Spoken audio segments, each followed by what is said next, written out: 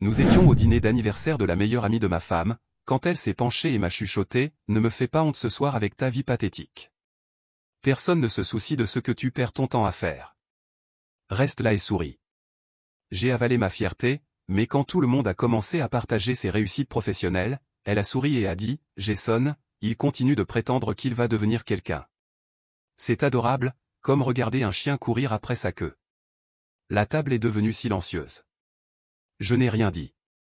Puis, pendant que l'on portait un toast à son ami, elle a lancé, avec un sourire moqueur, « Au moins, tu n'as pas épousé un homme fauché qui se croit spécial. » Des rires ont suivi.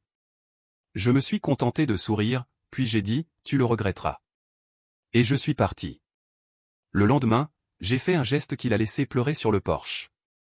Maintenant, elle supplie et m'appelle toutes les heures, « S'il te plaît, j'ai plus que jamais besoin de toi. » Je ne suis pas un conteur, juste un gars qui a été humilié devant un tas de gens que je connais à peine, mais peu importe.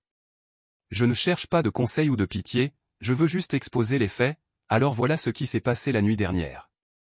La première chose que je dirais, c'est que ce n'était pas ma première fois à l'un des événements de groupe de Christine, mais c'est toujours bizarre.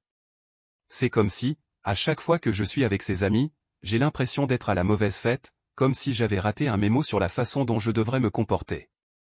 Ils ont tous ces blagues internes depuis longtemps, vous savez, mais cette fois, c'était le dîner d'anniversaire de Lila, dans un petit endroit chic que, honnêtement, je n'aurais pas choisi moi-même.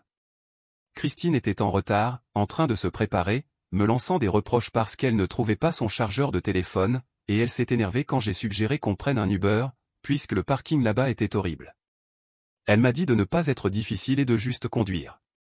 C'est un petit détail, mais voilà comment la soirée a commencé. On arrive, et l'ambiance est déjà étrange. Je vois bien que Christine est nerveuse, elle se regarde dans l'écran de son téléphone pour vérifier son maquillage, et elle n'arrête pas de me demander si je dois vraiment porter ce sweat, comme si on n'était pas tous les deux des adultes. Honnêtement, je voulais juste que ça passe et rentrer chez nous. Je n'ai rien contre Lila ou ses amis, mais c'est toujours un peu trop de rattrapage sur des sujets qui ne m'intéressent pas, et je me sens comme une chaise supplémentaire.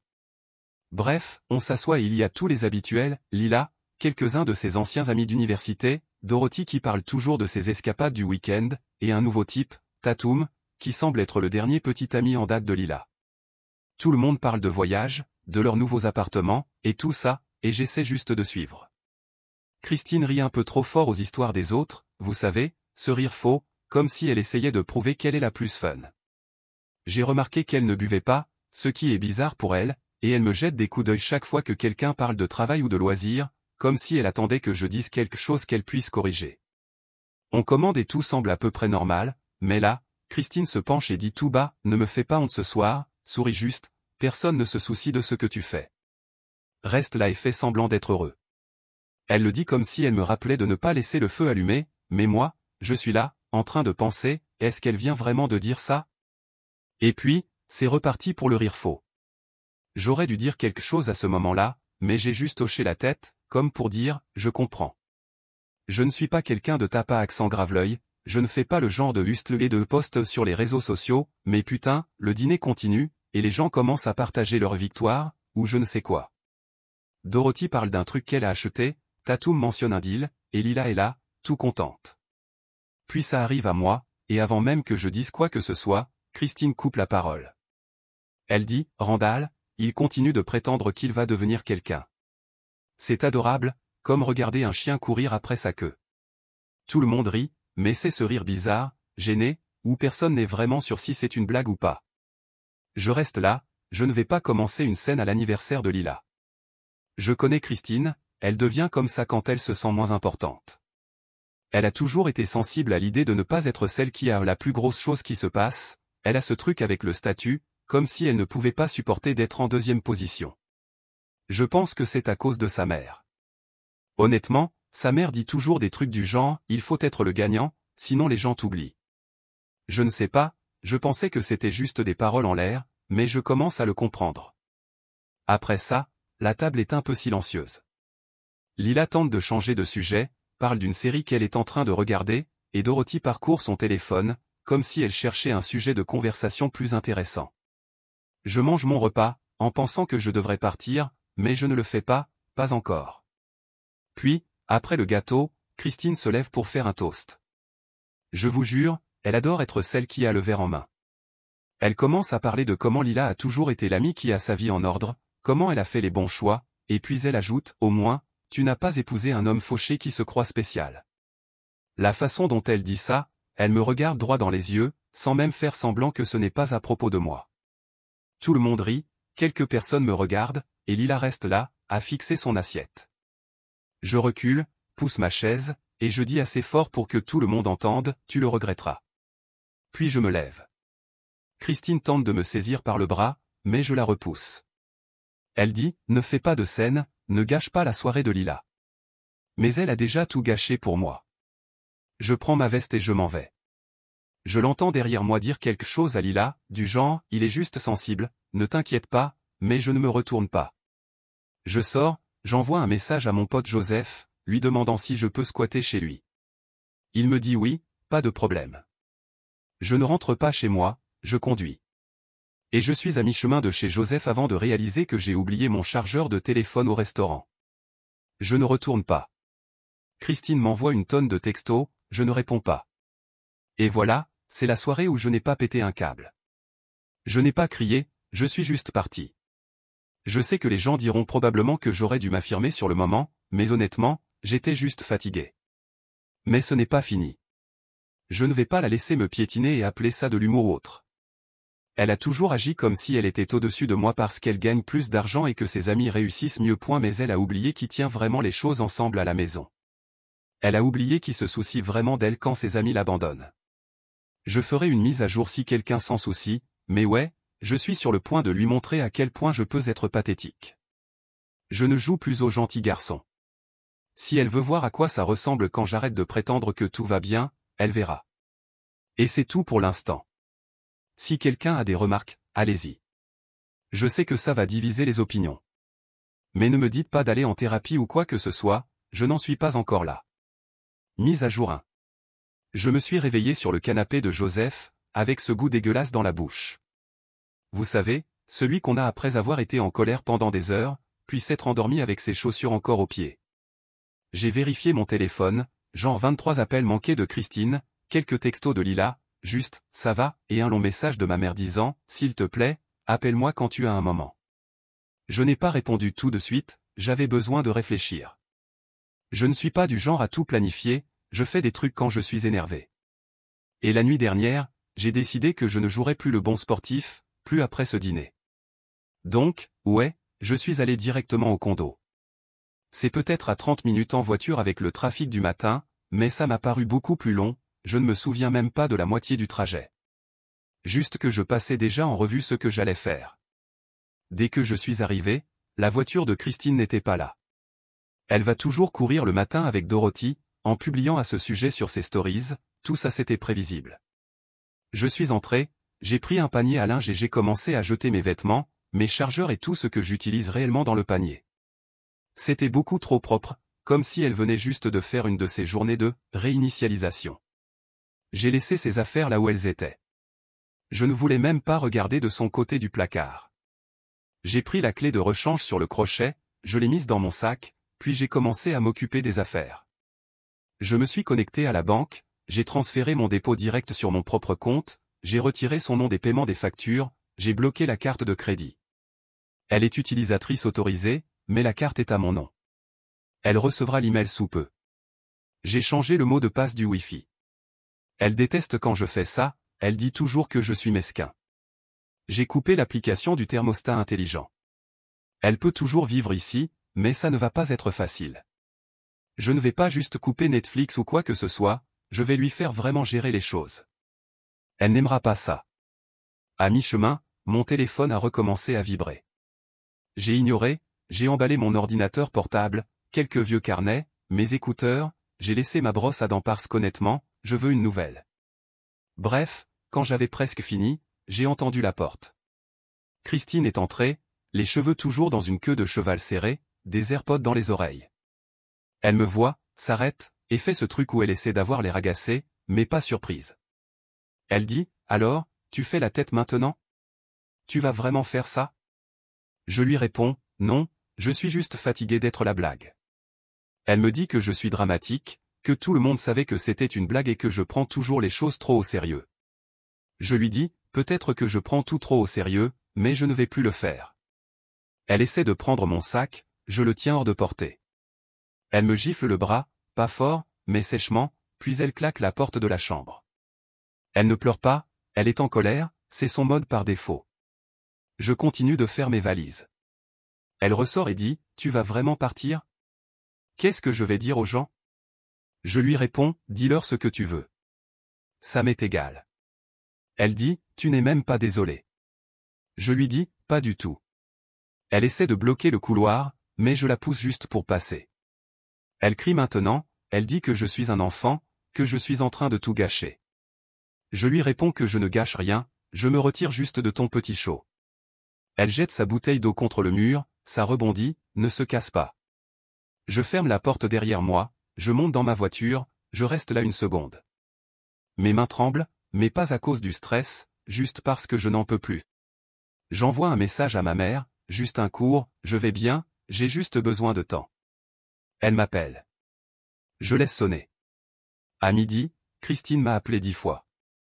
Ensuite, sa mère m'envoie un message disant qu'elle s'inquiète, me demande si je viens au dîner familial dimanche. Je ne réponds pas. Je reçois un message de Dorothy me disant qu'il faut que je parle à Christine et que je règle ça. Pas question, je ne règle rien. Je lui laisse enfin vivre avec tout ce qu'elle a dit sur moi, une bonne fois pour toutes. L'après-midi, je reçois une notification de notre conjoint. Elle a essayé d'acheter quelque chose, mais ça a été refusé. Je sais qu'elle va être énervée. Elle a toujours dit qu'elle me laissait gérer la partie argent, parce qu'elle déteste les chiffres. Maintenant, elle devra gérer. Je commence à m'occuper de toute l'administration, j'annule le paiement automatique de sa salle de sport, je contacte l'assurance pour la retirer de la police de la voiture. La voiture est à mon nom, donc je garde l'enregistrement. Je ne la vole pas, je m'assure juste qu'elle ne puisse pas la conduire comme si de rien n'était. Je lui envoie un message, pas méchant, juste factuel, en lui listant ce que j'ai pris en charge et ce qu'elle doit maintenant gérer. Je lui dis qu'elle peut garder l'appartement pour l'instant, mais qu'elle doit couvrir les factures. Je reviendrai chercher mes affaires plus tard. Elle répond en lettres majuscules, disant que je suis cruel, que je suis en train de gâcher sa vie. Je laisse le message sans réponse. Je me crache chez Joseph encore une fois, commande de la nourriture, fait défiler les réseaux sociaux. Lila poste des photos de la soirée de la veille, mais je n'y suis pas. Christine y est pourtant, souriante, comme si rien ne s'était passé. Je ris, elle a toujours été douée pour faire semblant. Vers 9 heures, ma mère m'appelle à nouveau. Je finis par décrocher. Elle veut savoir ce qui se passe, elle me dit que Christine l'a appelée pour dire que j'avais fait une crise. Je lui réponds que ce n'était pas une crise, juste que j'en ai marre de la laisser me piétiner. Ma mère soupire, elle dit qu'elle a toujours trouvé Christine un peu trop dure, mais qu'elle n'a jamais aimé la façon dont elle me parlait. Elle dit qu'elle me soutiendra, mais que je dois faire attention. Je la remercie, je lui dis que je vais prendre de ses nouvelles bientôt. Je reçois un message du père de Christine, ce qui est surprenant. Il dit juste « Appelle-moi ». Je ne réponds pas. Il a toujours été plus détendu, mais il déteste les drames. Je sais qu'il va me dire de régler ça. Ce n'est pas ce qui va se passer. Le lendemain matin, Christine se pointe chez Joseph, en frappant à la porte, elle pleure maintenant. Ce n'est pas des cris, elle dit qu'elle a besoin de moi à la maison, qu'elle ne peut pas faire ça toute seule. Joseph lui dit de partir. Elle essaie de le pousser pour passer, il la bloque. Elle lui donne une claque sur la poitrine. Il lui dit qu'elle doit partir. Elle reste sur le porche, hurlant que je suis en train de gâcher sa vie, que je suis injuste. Joseph menace d'appeler les flics si elle ne part pas. Elle finit par partir en claquant la porte de sa voiture. Je ne me sens pas mal. Je ne suis pas désolé.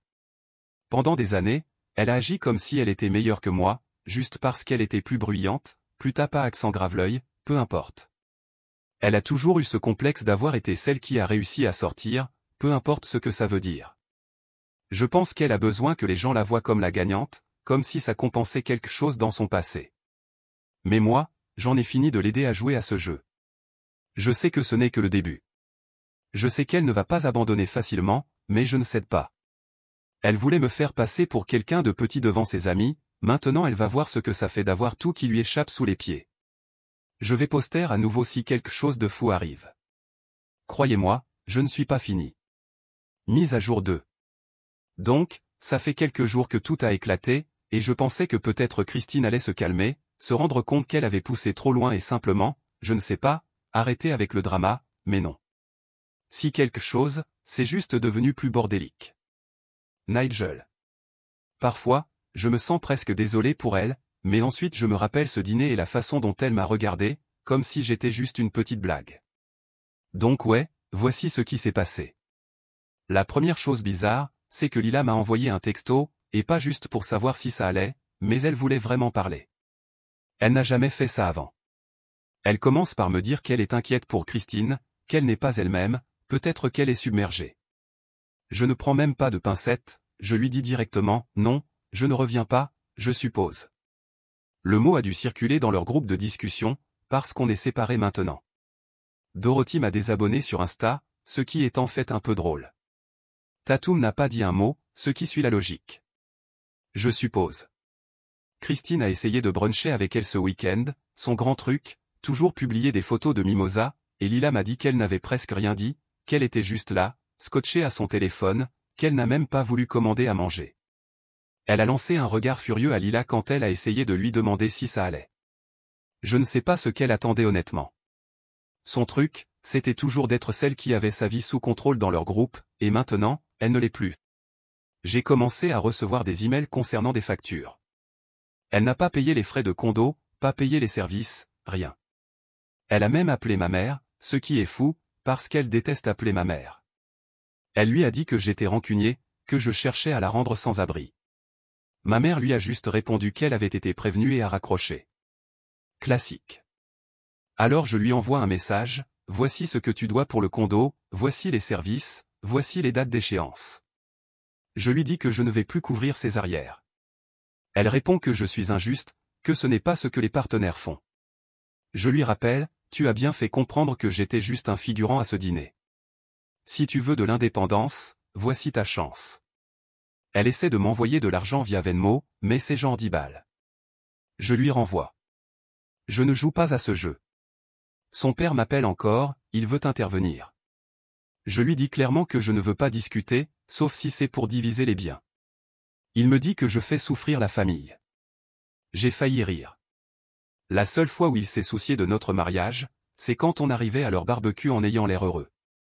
Ensuite, le groupe d'amis de Christine commence à s'éloigner. Lila continue de prendre des nouvelles, mais c'est surtout par habitude, je crois. Dorothy publie sur le soin de soi et connaître sa valeur, et je sais que c'est à propos de nous. Christine arrête complètement de publier. Ses réseaux sociaux sont morts pendant genre 3 jours, ce qui est inimaginable. Elle est du genre à mettre des stories sur ses commandes de café. Elle essaie de venir au condo, mais j'ai déjà changé les serrures et le code de sécurité. Elle frappe à la porte, puis s'en va. Quelques heures plus tard, elle revient et hurle à travers la fente de la boîte aux lettres. Je ne suis même pas là. Joseph m'en parle. Il vit à quelques rues de là et a vu sa voiture garée devant, avec les feux de détresse allumés. Elle l'appelle et lui dit que je suis dangereux, il lui dit juste de partir. Elle frappe la vitre de sa voiture, laissant une empreinte de main. Je reçois une lettre de l'assurance, elle a essayé de mettre la voiture à son nom, mais ça a échoué parce qu'elle n'est pas sur le titre. Elle m'envoie un texto disant qu'elle a besoin de la voiture pour le travail. Je lui dis qu'elle peut prendre le bus ou Uber, comme le reste d'entre nous. Elle raccroche brusquement. Ouais, je l'ai entendu. Ma mère m'invite à dîner. Quand j'arrive, elle me prépare des spaghettis et on parle de tout sauf de Christine. Elle me dit qu'elle a toujours pensé que Christine était ambitieuse, mais qu'elle était un peu dure et que je devrais faire attention. Parce que les gens comme ça ne supportent pas quand leur image se fissure. Je lui dis que je ne m'inquiète pas. Elle répond, tu devrais. Mais elle sourit. Les parents de Christine organisent une réunion de famille, eux, moi. J'ai presque pas envie d'y aller, mais je veux entendre ce qu'ils vont dire. Je m'y rends, ils sont tous assis dans le salon, comme pour une intervention. Sa mère essaie de me culpabiliser, me dit que je suis en train de ruiner la vie de sa fille. Je lui réponds que c'est elle qui a fait ça toute seule. Son père essaie de hausser la voix, dit que je la coupe de sa maison. Je lui réponds que ce n'est pas sa maison, qu'elle n'est même pas sur l'hypothèque, qu'elle n'a jamais voulu l'être, qu'elle ne voulait pas la responsabilité. Il se lève, essaie de me confronter, mais je ne recule pas. Christine est là, en train de pleurer, disant qu'elle veut juste revenir à la normale. Je lui réponds que, normal, a pris fin à ce dîner. Elle me jette un oreiller et monte en courant, claquant la porte. Sa mère me dit que je devrais réfléchir à ce que je fais, parce que les gens parlent. Je lui réponds de laisser parler les gens et je m'en vais. En sortant, Christine hurle depuis la fenêtre que je ne suis rien sans elle. Je monte dans ma voiture et je pars. Donc maintenant, elle est seule dans le condo. Les factures qui s'accumulent, les amis qui s'éloignent, les parents en colère et moi, je ne bouge même pas le petit doigt. Elle m'envoie des textos et m'appelle chaque heure, me disant qu'elle a besoin de moi, qu'elle ne le pensait pas. Je l'ignore. Joseph m'a demandé si je me sentais mal. Je lui ai dit que parfois, oui, mais ensuite je me souviens de toutes les petites piques, de toutes les fois où elle m'a dit que j'avais de la chance qu'elle supporte tout ça. Je ne me sens plus mal. Lila m'a envoyé un message ce soir, disant qu'elle est inquiète pour Christine, que peut-être je devrais juste lui parler. J'ai répondu qu'elle a ses parents, elle a toi, je suis fini. Je sais que ce n'est pas fini, pas de loin, mais je ne reculerai pas. Elle voulait agir comme si elle pouvait me marcher dessus, maintenant elle doit marcher seule pour ça. Je publierai encore si quelque chose d'autre se passe. J'ai un pressentiment que ça va devenir encore plus bordélique. Dernière mise à jour. Si on m'avait dit il y a un mois que je serais en train d'écrire ça, j'aurais ri. J'ai toujours pensé que Christine était froide, parfois dure, mais je n'aurais jamais pensé qu'elle perdrait complètement pied en public à cause de moi. Mais nous y voilà. Les derniers jours ont été vraiment bizarres, même pour ce foutoir. Je fais de mon mieux pour passer la semaine. J'ai déménagé la plupart de mes affaires chez Joseph, dans la chambre d'amis.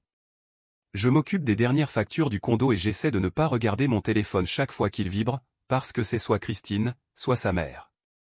Honnêtement, je suis fatigué. La seule chose normale, c'est ma mère qui m'envoie des mèmes stupides et des recettes de spaghettis. Je ne suis même pas trop sur les réseaux sociaux, parce qu'à chaque fois que je vois une story de Lila ou Dorothy, c'est juste Christine qui n'est pas là, ou une citation passive-agressive sur la valeur de soi, peu importe. Mais bon, de toute façon, j'ai remarqué que les textos de Christine ont commencé à changer. Il y a une semaine, c'était tout en majuscule, tu es en train de gâcher et merveilleux, je n'arrive pas à croire que tu m'y fasses cédia, tu es vraiment mesquin. Maintenant, c'est des longs paragraphes disant qu'elle me manque, qu'elle a juste besoin d'aide pour se remettre sur pied.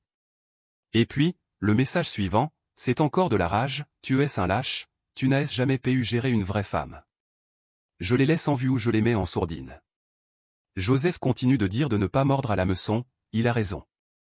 Alors mercredi, je suis au travail, une journée ennuyeuse comme les autres, et je reçois un appel de la réception. Ils sont gênés, genre, il y a une femme dehors qui demande après vous, elle est assez bouleversée. Je leur demande qui. Ils me répondent, elle dit que c'est urgent.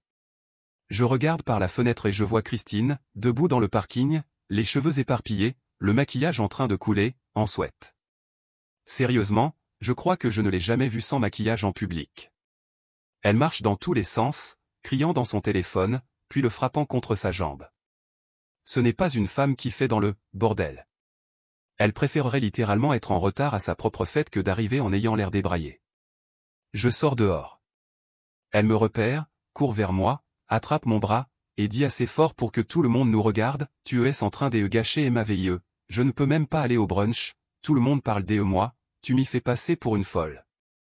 Je retire mon bras et je lui dis, c'est toi qui as fait ça toute seule. Elle commence à pleurer en criant, disant qu'elle ne peut rien payer, que ses parents en ont marre d'elle, que ses amis sont des faux amis, que personne ne se soucie d'elle et qu'elle a plus que jamais besoin de moi. Je lui dis, tu voulais être la protagoniste, eh bien, la voilà. Elle me gifle juste là, devant au moins 10 personnes. Quelques collègues viennent dehors, l'un d'eux me demande si je veux qu'ils appellent quelqu'un. Je secoue la tête et je dis à Christine qu'elle doit partir. Elle essaie de me bloquer, me dit qu'elle ne partira pas tant que je ne dirai pas que je vais revenir à la maison. Je la regarde et je dis, ça n'arrivera jamais. Elle jette son téléphone au sol, il se casse. Elle crie et dit, tu vas regretter ça, je vais faire en sorte que tout le monde sache quel perdant tu es. Je hausse les épaules, je suis fatigué de jouer à ces jeux. La sécurité sort et lui dit de partir. Elle frappe le capot de ma voiture en partant, puis monte dans la sienne et part en trombe. Je retourne à l'intérieur, je m'assois à mon bureau et je ne sais pas, je fais défiler mes messages. Il y a 10 nouveaux messages d'elle, tous en majuscules. Puis 2 messages vocaux où elle sanglote en disant qu'elle ne peut pas faire ça seule. Je les supprime. C'était il y a 2 jours. Depuis, elle a essayé de venir au condo, mais je n'étais pas là. Elle a rappelé Joseph, il ne lui a pas répondu. Ses parents m'ont envoyé un long email disant que je détruisais la réputation de leur famille. Je l'ai transféré à mon avocat. Ma mère m'a appelé et m'a dit, « Tu as bien fait, je suis fier de toi. » J'ai eu des nouvelles de Lila, qui m'a dit que Christine avait essayé de venir au brunch encore une fois, mais Lila ne l'a pas laissé entrer. Dorothy l'a bloquée. Même ses parents en ont fini avec elle. Je crois qu'elle reste chez sa tante, mais ça ne durera pas, sa tante est assez dure. Elle m'envoie encore des textos, mais c'est juste du bruit maintenant. Voici le truc, au cas où quelqu'un lirait tout ça. Christine a toujours été obsédée par l'image. Elle avait besoin d'être la gagnante, celle qui s'en est sortie, celle qui avait le mari parfait, tant qu'il se taisait et suivait le mouvement. Je devais juste être là, sourire, et la faire paraître bien. Quand j'ai arrêté de suivre le jeu, elle a perdu les pédales. C'est tout ce que c'était en réalité. Est-ce que je me sens mal? Pas vraiment. Je ne me vante pas, mais je ne suis pas désolé. Je passe juste à autre chose. Je n'ai enfreint aucune loi, je ne me suis pas montré physique. J'ai juste arrêté de porter son poids et arrêté de la laisser diriger ma vie. Elle peut découvrir qui elle est sans moi. Donc voilà, je ne prévois pas de mettre à jour à nouveau, à moins que quelque chose de fou ne se passe. Si vous vous demandez ce que ça fait de pousser enfin pour ne plus juste accepter, honnêtement, ça ressemble juste à respirer normalement pour la première fois depuis des années. Pas heureux, pas triste, juste fini. Merci d'avoir lu si vous êtes allé jusque-là. Si un jour vous êtes à une table et que quelqu'un essaie de vous faire passer pour la blague, rappelez-vous que vous n'êtes pas obligé de rester là. Parfois, partir est la chose la plus hardcore que vous puissiez faire. Mais si vous voulez vraiment faire une remarque, assurez-vous qu'ils la ressentent là où ça fait mal. Leur fierté, leur confort, leur petit monde. Croyez-moi, ça marche.